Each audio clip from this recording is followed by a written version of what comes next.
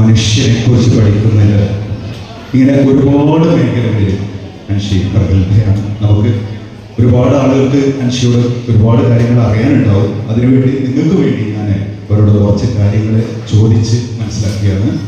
Anshi, please introduce. Okay, അസ്സലാമു അലൈക്കും. അപ്പോൾ എല്ലാവർക്കും സുഖമാണെന്ന് വിചാരിക്കുന്നു. ഇപ്പം നമുക്ക് കുറേ ഷോസും പിന്നെ തന്നെ കുറേ സെഷൻസും കഴിഞ്ഞ് നമ്മളിപ്പോൾ ഇരിക്കുകയാണ്. അപ്പോൾ എന്തായാലും ഞാൻ അതിനെക്കുറിച്ച് കുറച്ച് കാര്യങ്ങൾ പറയാണ്. എൻ്റെ പേര് ഫാത്തിമ അൻഷി. ഞാനിപ്പോൾ കേരള യൂണിവേഴ്സിറ്റി കോളേജിൽ ഇപ്പോൾ ഞാൻ സെക്കൻഡ് ഇയർ പൊളിറ്റിക്കൽ സയൻസ് ആണ് പഠിക്കുന്നത്. ഞാനൊരു സിംഗറാണ്, പിന്നെ പിയാനിസ്റ്റാണ്. പിന്നെ അതുപോലെ തന്നെ എനിക്ക് ഏകദേശം 12 ലാംഗ്വേജസ് എനിക്ക് സംസാരിക്കാൻ കഴിയും.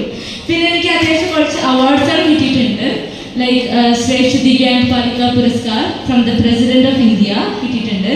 പിന്നെ അതുപോലെ തന്നെ നമ്മുടെ ഉജ്ജ്വലബാലി അവാർഡ് എനിക്ക് കിട്ടിയിട്ടുണ്ട്. നമ്മുടെ സ്റ്റേറ്റ് ഗവൺമെന്റിന്റെ വക പ്രഥമ ഉജ്ജ്വലബാലി അവാർഡ്. പിന്നെ അങ്ങനെ കുറേ കാര്യങ്ങളുണ്ട്.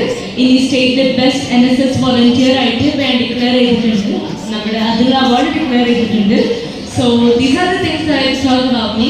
ഇനി നമ്മളിപ്പോൾ ഇന്റർവ്യൂവിന്റെ ടൈം ഇങ്ങനെ passage of time you guys will find out more about me. Anshi പഠനത്തിൽ മികവുണ്ട്, ഒത്തിരി റാങ്കുകളൊക്കെ കിട്ടിയിട്ടുണ്ട്. അൻഷിയുടെ ഫേവറേറ്റ് സിലബസ് ഏതാണ് പഠിക്കാൻ ഇഷ്ടം?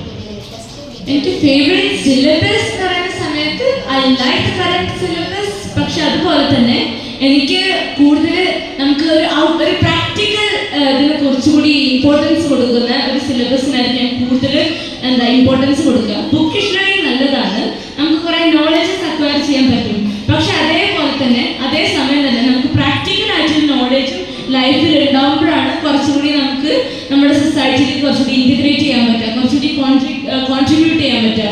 സോ ഒരു തിയറിറ്റിക്കൽ സ്റ്റഡിയേക്കാളും കൂടുതൽ പ്രാക്ടിക്കൽ സ്റ്റഡീസിന് അല്ലെങ്കിൽ അങ്ങനെയുള്ളൊരു ഇതിന് കുറച്ചുകൂടി ഇമ്പോർട്ടൻസ് കൊടുക്കുന്നത് നമ്മുടെ സ്റ്റുഡൻസിനെ കുറച്ചുകൂടി അവരുടെ ഐഡന്റിറ്റി ആൻഡ് അവരുടെ കോൺഫിഡൻസിനെ ഷേപ്പ് ചെയ്യാൻ പറ്റുന്ന ഒരു സിലബസ് ആണ്. That's what I prefer. ഞങ്ങളുടെ ഒരു അത്ഭുതം എന്താ വെച്ചാൽ ഈ പൂർണ്ണ കാഴ്ചശക്തിയുള്ള നിങ്ങൾക്ക് പോലും കഴിയാത്ത പല കാര്യങ്ങളും ഈ കാഴ്ച പരിമിതിയുള്ള അൻഷി ചെയ്തെടുക്കുന്നു. How it's possible? To be honest, ഇതിന് ഒരു ആൻസർ മാത്രമേ എനിക്ക് പറയാൻ പറ്റുള്ളൂ, വിൽ പവർ. ബിക്കോസ് നമുക്ക് will power is the way.